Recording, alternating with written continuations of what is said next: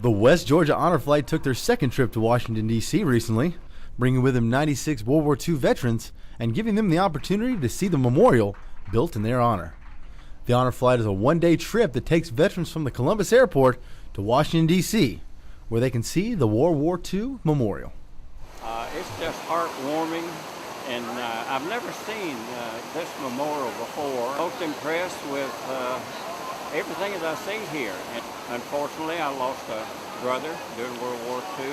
It means an awful lot to go over there and look at that wall of stars and realize that he's represented on that wall over there.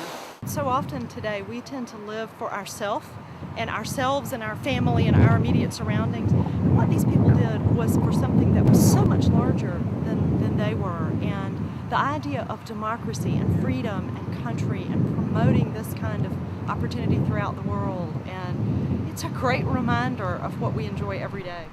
As the veterans and guardians made their way through the vast memorial, they were given the opportunity to recall memories that very well could have been forgotten decades ago. For most of the veterans, this was their first trip to their own memorial.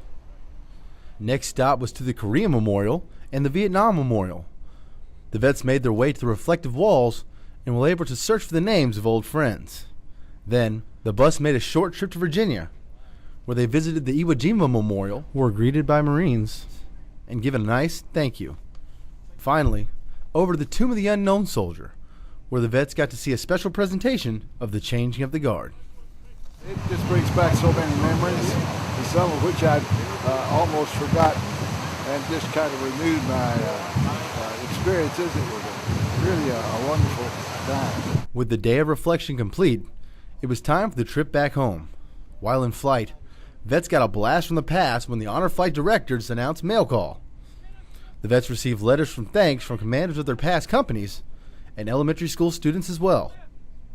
Even after a full day of travel, the best was still to come. Waiting for them to arrive back home were hundreds of people holding signs and waving flags, giving the greatest generation one last thank you. When I got home, it was midnight, and the town has only about 1,000 feet. There was no band, there was nobody to greet me. I took my sea bag and walked home, which was about a quarter of a mile from that bus station.